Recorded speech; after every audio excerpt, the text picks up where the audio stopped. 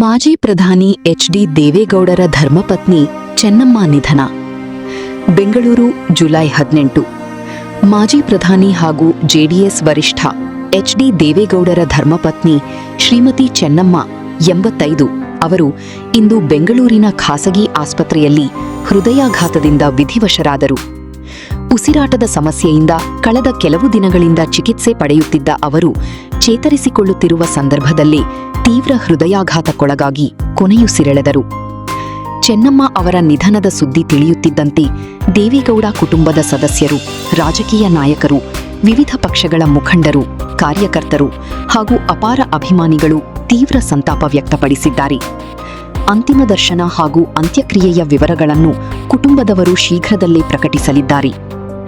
ಚೆನ್ನಮ್ಮ ಅವರ ಜೀವನ ಚರಿತ್ರೆ.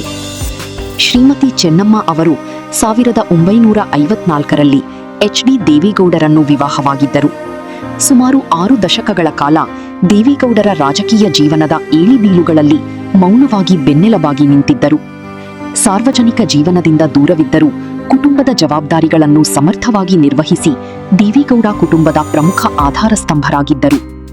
ಅವರಿಗೆ 4 ಪುತ್ರರು ಹಾಗೂ 2 ಪುತ್ರಿಯರಿದ್ದು, ಅವರ ಪುತ್ರರಲ್ಲಿ ಕೇಂದ್ರ ಸಚಿವ ಹಾಗೂ ಮಾಜಿ ಮುಖ್ಯಮಂತ್ರಿ ಎಚ್.ಡಿ. ಕುಮಾರಸ್ವಾಮಿ ಮತ್ತು ಶಾಸಕ ಎಚ್.ಡಿ. ರೇವಣ್ಣ ಪ್ರಮುಖರು. ಸರಳತೆ, ಧಾರ್ಮಿಕ ನಂಬಿಕೆ ಹಾಗೂ ಕುಟುಂಬದ ಮೇಲಿನ ಅಪಾರ ಕಾಳಜಿಯಿಂದ ಚೆನ್ನಮ್ಮ ಅವರು ಎಲ್ಲರ ಗೌರವಕ್ಕೆ ಪಾತ್ರರಾಗಿದ್ದರು. ಶ್ರೀಮತಿ ಚೆನ್ನಮ್ಮ ಅವರ ನಿಧನವು ದೇವೇಗೌಡ ಕುಟುಂಬಕ್ಕೆ ಮಾತ್ರವಲ್ಲ, ಕರ್ನಾಟಕದ ರಾಜಕೀಯ ಹಾಗೂ ಸಾಮಾಜಿಕ ವಲಯಕ್ಕೂ ತುಂಬಲಾರದ ನಷ್ಟವಾಗಿದೆ. ಅವರ ಅಗಲಿಕೆಗೆ ರಾಜ್ಯದ ಗಣ್ಯರು, ರಾಜಕೀಯ ನಾಯಕರು ಮತ್ತು ಸಾರ್ವಜನಿಕರು ಸಂತಾಪ ಸೂಚಿಸಿದ್ದಾರೆ. ಸುಪ್ರೀಂ ಟಿವಿ ಕುಟುಂಬದ ವತಿಯಿಂದ ಶ್ರೀಮತಿ ಚೆನ್ನಮ್ಮ ಅವರಿಗೆ ಭಾವಪೂರ್ಣ ಶ್ರದ್ಧಾಂಜಲಿ. ಅವರ ಆತ್ಮಕ್ಕೆ ಚಿರಶಾಂತಿ ದೊರೆಯಲಿ ಹಾಗೂ ಅವರ ಕುಟುಂಬಕ್ಕೆ ಈ ದುಃಖವನ್ನು ಭರಿಸುವ ಶಕ್ತಿಯನ್ನು ದೇವರು ನೀಡಲಿ ಎಂದು ಪ್ರಾರ್ಥಿಸುತ್ತೇವೆ.